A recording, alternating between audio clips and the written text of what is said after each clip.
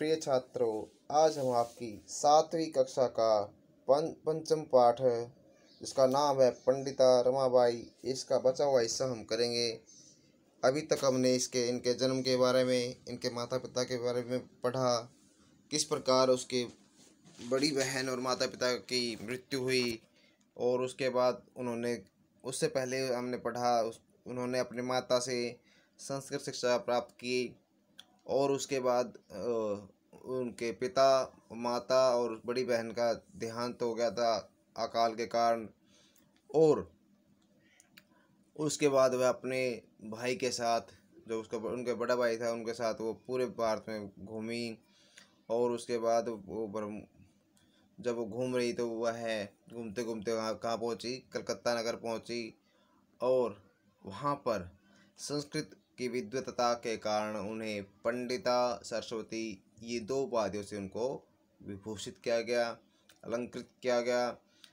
तत्रैव, और वहीं पर ब्रह्म समाज से प्रभावित होकर उन्होंने क्या किया, वेदों का अध्ययन किया।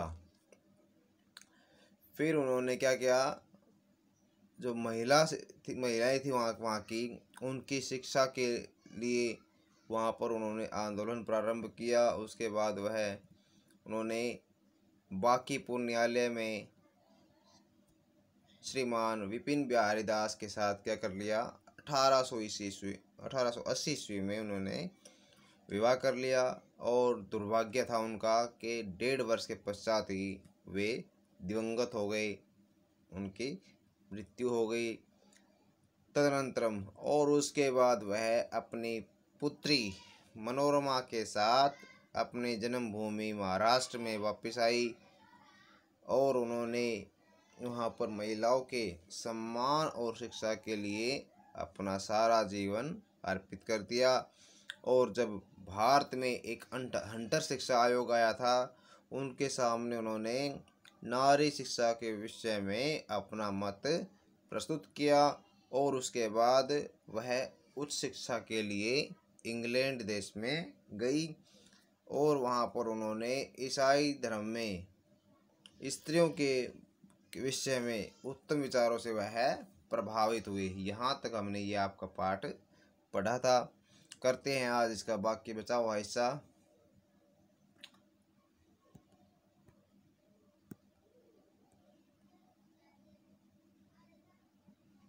देखिए, उसके पश्चात क्या क्या क्या उन्होंने, इंग्लैंड देशात रमाबाई अमेरिका देशम अगच्छत।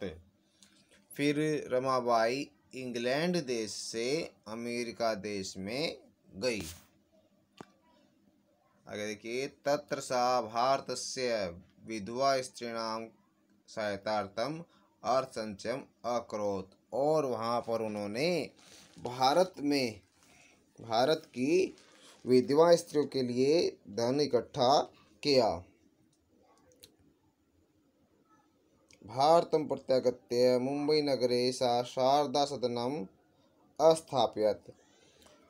और जब वह भारत वापस आई तो उन्होंने मुंबई नगर में शारदा सदन की स्थापना की।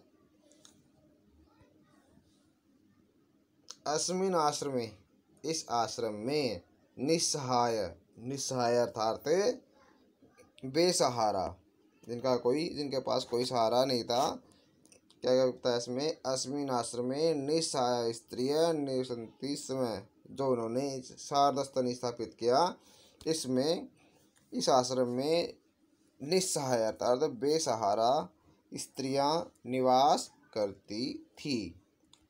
आगे देखिए, तत्र स्त्रिय मुद्रण टंकण काष्ठ कलादिंच प्रशिक्षणम लभन्ते स्म। यहाँ पर जो आश्रम था इसमें वहाँ पर स्त्रियों को रोजगार के साधन भी मुहैया करवाए गए। वहाँ पर रोजगार के साधन उनको प्रदान किए गए। उन्हें वहाँ पर मुद्रण मतलब छपाई, टंकण मतलब टाइपिंग, और कास्ट कलादिंच अर्थात लकड़ी से जो भी कलाकारी वो वहाँ पर बनती थी वो उनको सिखाई जाती थी ताकि वो आत्मनिर्भर हो सके। परम परंतु इदं सदनं पुण्यनगरे स्थानांतरितं जातम। परंतु यह नगर बाद में पुणे नगर में स्थापित कर दिया गया। ततः पुण्यनगरस्य समीपे केडगांव स्थाने मुक्तिमिशन नाम संस्थानतया स्थापयत। ये देखिए, ये जो मुक्ति मिशन है यहाँ पर था ये, ठीक है। ये इसका बाहर का दृश्य है इसका, ये देखिए। ततः वहाँ से पुणे नगर से समीपे, पुणे नगर के पास केडगांव स्थान है, केडगांव का स्थान है, वहाँ पर मुक्ति मिशन नाम संस्थानम तया स्थापितम। वहाँ पर उन्होंने जो केडगांव था पुणे नगर के पास वहाँ पर मुक्ति मिशन नाम का संस्थान वहाँ पर उनके द्वारा स्थापित किया गया। अत्र अधुना यहाँ अब भी निराश्रिता स्त्रियः सम्मानं जीवनं यापयन्ति।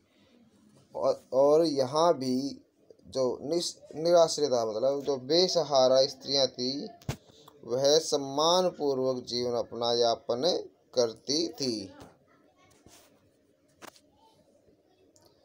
1922 तमे ख्रीष्टाब्दे रमाबाई महोदया या निधनम अभवत। और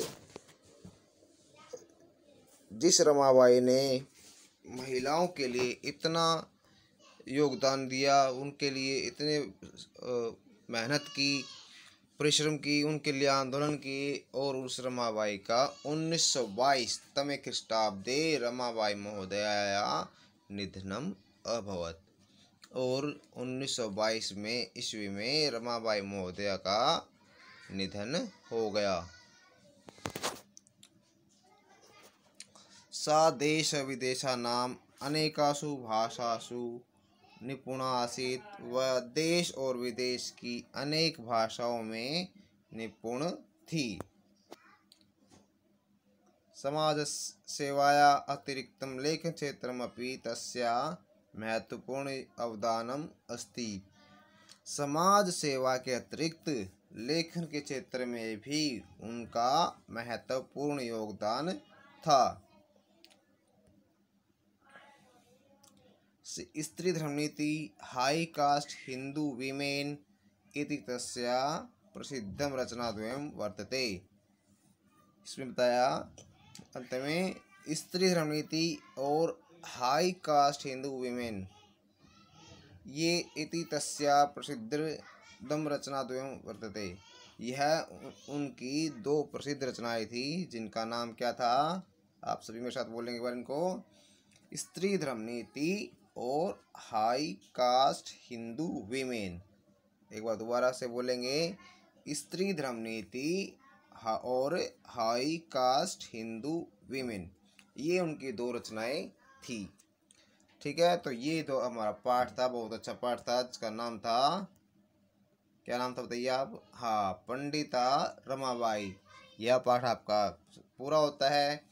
मैं आशा करता हूँ आपको ये अच्छी तरह समझ में आ गया होगा। अगर आपकी अब भी कोई समस्या बाकी है तो आप कमेंट बॉक्स में अवश्य पूछें। अगर ये वीडियो आपको अच्छी लगी है, अच्छी तरह समझ में आया है, तो आप इसको लाइक करें और अन्य विद्यार्थियों के साथ भी इसको शेयर करें। और जो बच्चे इसको पहली बार देख रहे हैं वो इसको सब्सक्राइब अवश्य कर लें और बेल आइकन को भी अवश्य दबा दें, ताकि मेरे द्वारा दी गई जानकारी आपको समय समय पर उपलब्ध होती रहे। ये वीडियो देखने के लिए आपका बहुत बहुत धन्यवाद। आपका दिन मंगलमय हो।